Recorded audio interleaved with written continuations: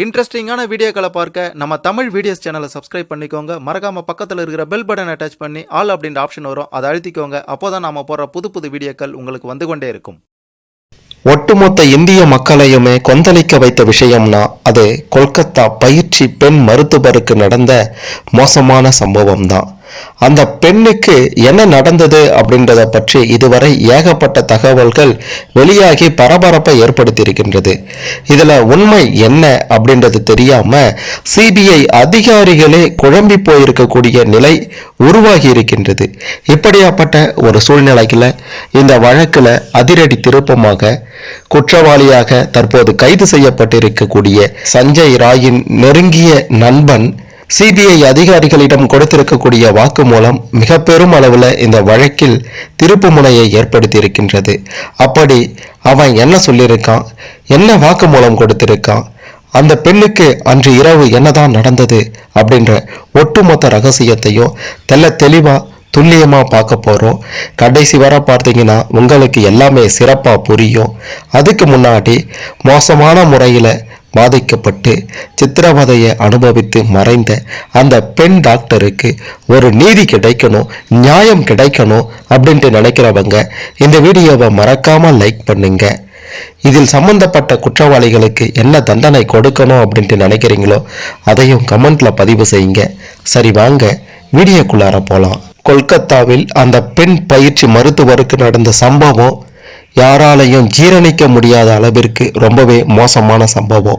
இந்த விவகாரத்துல தற்போது கைது செய்யப்பட்டிருக்கக்கூடிய குற்றவாளியாக இருக்கக்கூடிய சஞ்சய் ராய் பார்த்தீங்கன்னா அந்நியன் படத்துல வர விக்ரம் போல ட்விஸ்ட் அடித்து கொண்டே இருக்கான். முதல்ல அவன் அதிகாரிகளிடம் வாக்கு மூலமா என்ன கொடுத்திருந்தான்னா, ஆமா இந்த சம்பவத்தை நான் தான் செஞ்சேன் அப்படின்ட்டு பேசினவன் அதன் பிறகு நீதிபதியிடம் நான் அப்பாவி அப்படின்ற மாதிரி கத்தி கதறினான். இப்ப வந்த தகவல் படி என்னன்னா, இந்த சஞ்சய் ராய் பார்த்தீங்கன்னா ஒட்டுமொத்தமா பொய் சொல்றான் அப்படின்றதும் அவனுடைய நண்பன் கொடுத்த வாக்குமூலம் மூலமா தெரிய வந்திருக்கின்றது. கொல்கத்தா ஆர்ஜி கர் மருத்துவக் கல்லூரி மருத்துவமனை இது ஒரு அரசாங்க மருத்துவமனை. இந்த மருத்துவமனையில முதுநிலை பயிற்சி பெண் மருத்துவராக வேலை பார்த்த ஒரு பெண்ணுக்கு நடந்த அந்த சம்பவம் நாடு முழுவதும் அதிர்வலைகளையே ஏற்படுத்தி இருக்கின்றது. அந்த பெண் மருத்துவருக்கு நீதி கேட்டு நாடு முழுவதும் ஏகப்பட்ட போராட்டங்களும் நடக்கின்றது. 2024 ஆகஸ்ட் 8 இரவு பணியில் இருந்த அந்த பெண்ணுக்கு மறுநாள் ஆகஸ்ட் 9 அதிகாலை 3 மணிகளிலிருந்து 4 மணிக்குள்ளார மோசமான சம்பவம் அரங்கேறி இருக்கின்றது.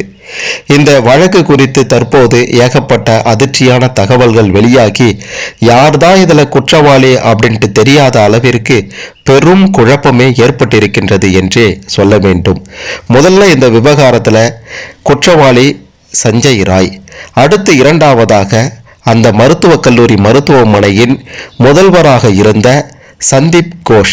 இந்த 2 பேர் தான் முக்கிய குற்றவாளி என்று சொல்லப்படுகின்றது. ஆனா இதுவரைக்குமே இந்த விவகாரத்துல பார்த்தீங்கன்னா இந்த சஞ்சய் ராய் தான் குற்றவாளி. அவன் அந்த பெண் இருந்த அறைக்குள்ளார போய் வந்தது சிசிடிவி காட்சியில தெளிவா பதிவாகி இருக்கின்றது. ஆனா இந்த சந்தீப் கோஷ் பற்றிய எந்த தகவலும் வெளியாகல. அதாவது அந்த பெண் இருந்த அறைக்கு இந்த முதல்வர் சந்தீப் கோஷ் போய் வந்தாரா அப்படின்ற மாதிரியான எந்த தகவலும் வெளியாகல.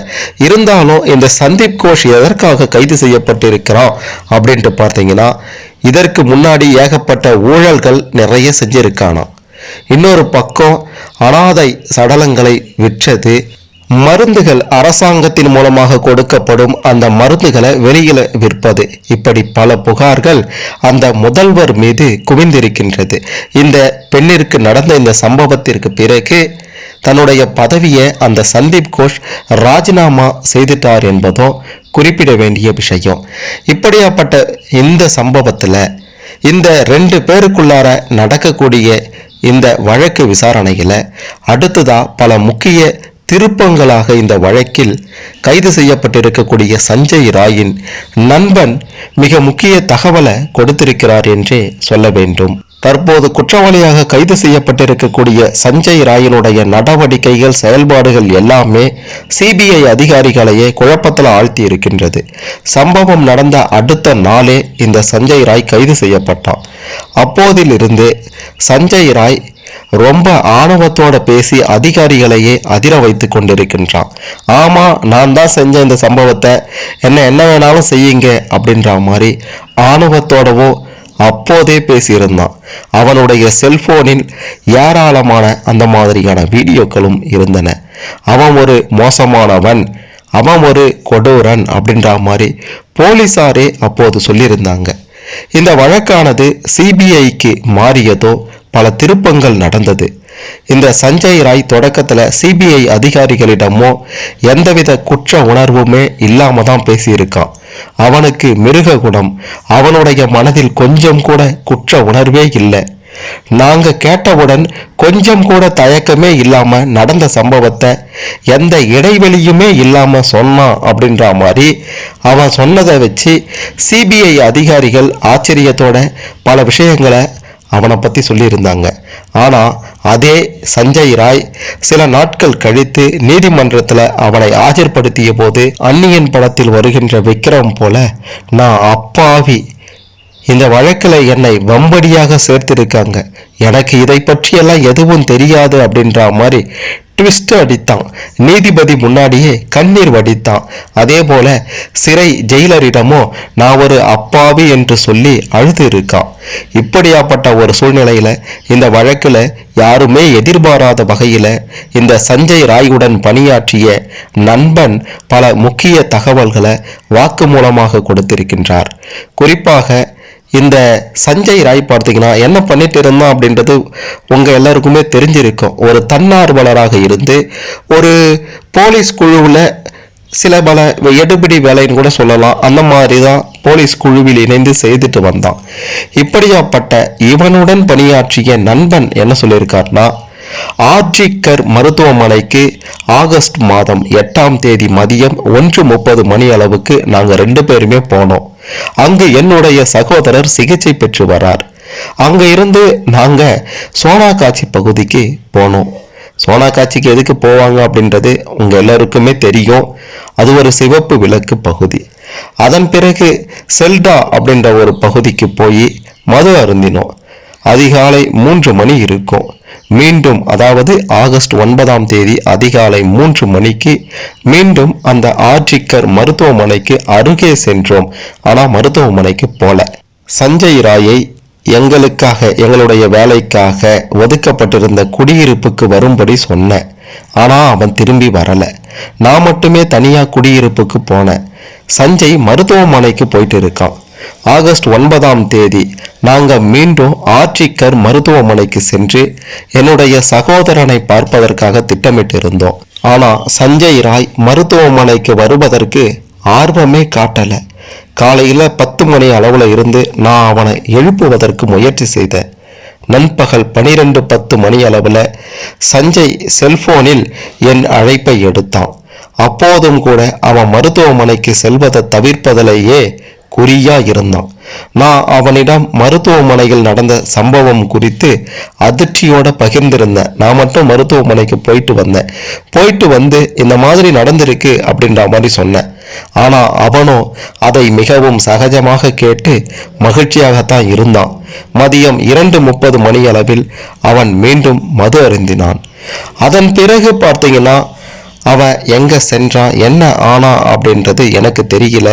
பிறகு இந்த சம்பவத்துல அவன் கைது செய்யப்பட்டிருக்கிறான் என்ற செய்தியை அறிந்து மிக பெரும் அளவில் அதிர்ந்து போனேன் அப்படின்ட்டு சஞ்சய் ராயுடன் பணிபுரியக்கூடிய நண்பன் தற்போது வாக்குமூலத்தை கொடுத்திருக்கிறார். இந்த மாதிரி அதாவது இந்த விஷயத்தை கேட்ட போலீசாருக்கு, சிபிஐ அதிகாரிகளுக்கு நிச்சயமாக இவன் தான் இந்த சம்பவத்தை பண்ணியிருப்பான். அது மட்டும் அல்லாமல் அந்த சிசிடிவி காட்சிகள்லையும் மருத்துவமனைக்கு உள்ளே நுழையக்கூடிய அந்த சிசிடிவி காட்சிகள்லையும் உள்ளே சென்றுட்டு கிட்டத்தட்ட ஒரு அரை மணி நேரத்திலிருந்து 1 மணி நேரத்திற்குள்ளார அந்த சஞ்சய் ராய் வெளியே வரக்கூடிய சிசிடிவி காட்சிகளோ தெளிவாக பதிவாகி இருக்கின்றது. இதனால இந்த விவகாரத்தில் இந்த சஞ்சய் ராய் ஏதோ செய்திருக்கான். அப்படின்றது மட்டும் தெளிவாகின்றது. ஆனா அவனுக்கு உதவியாக சிலர் இருந்திருக்காங்க. அது யார் அப்படின்றது தான் இந்த வழக்குல மிக பெரும் அளவுல திருப்பு முனையை ஏற்படுத்த போகின்றது என்பதையும் சொல்லியே ஆக வேண்டும். தனி ஒருவனாக இந்த சஞ்சய் ராயால இந்த சம்பவத்தை செய்திருக்க முடியாது.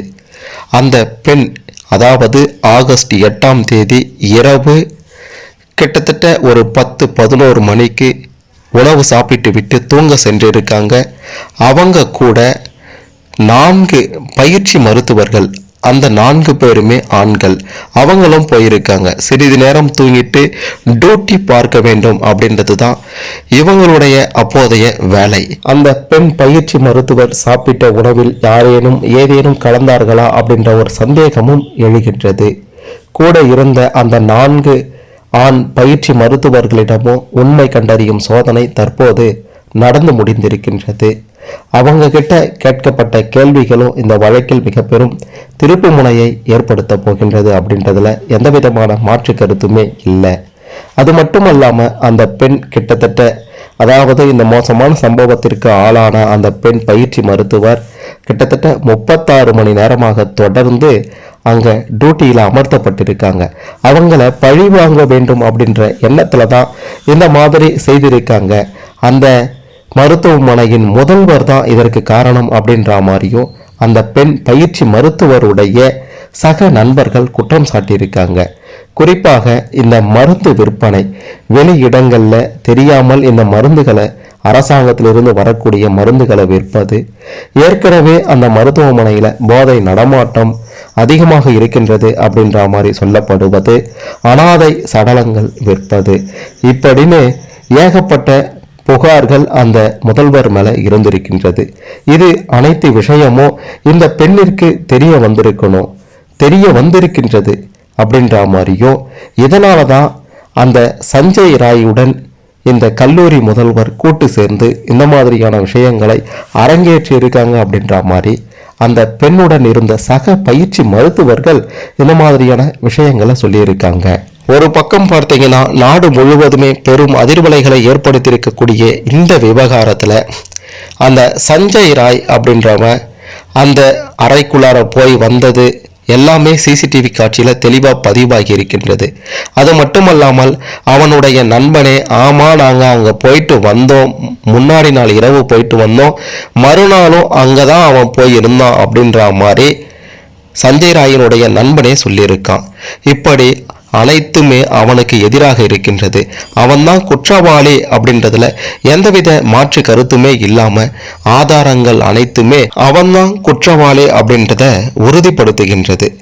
இந்த விவகாரத்துல பார்த்தீங்கன்னா ஏகப்பட்ட தகவல்கள் தற்போது வெளியாகி இருக்கக்கூடிய நிலையில இந்த சஞ்சய் ராயின் நண்பன் கொடுத்த வாக்கு மூலமும் மிக பெரும் அளவில் இந்த வழக்கில் திருப்பு முனையை ஏற்படுத்தி குற்றவாளிகள் மிக விரைவிலேயே தண்டிக்கப்படுவார்கள் அப்படின்றதுல எந்த விதமான ஒரு மாற்று கருத்துமே இல்லை. இந்த விவகாரத்தில் நீங்கள் அந்த பெண்ணுக்கு நடந்த இந்த மோசமான சம்பவத்தை பற்றி என்ன நினைக்கிறீங்க? உங்களுடைய கருத்துக்களை மறக்காம கமெண்ட்ல பதிவு செய்யுங்க. மறக்காம இந்த வீடியோவை லைக் பண்ணுங்க, ஷேர் பண்ணுங்க. அந்த பெண்ணிற்கு ஒரு நீதி கிடைக்கணும், நியாயம் கிடைக்கணும்.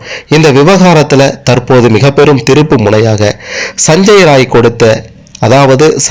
கொடுத்த வாக்குமூலத்தையும் சஞ்சய் ராயின் நண்பன் கொடுத்த மிக பெரும் திருப்பு முனையாக பார்க்கப்படும் இந்த வாக்குமூலத்தை பற்றியும் பலரும் தெரிந்து கொள்ள இந்த பதிவு நிச்சயம் உதவும்.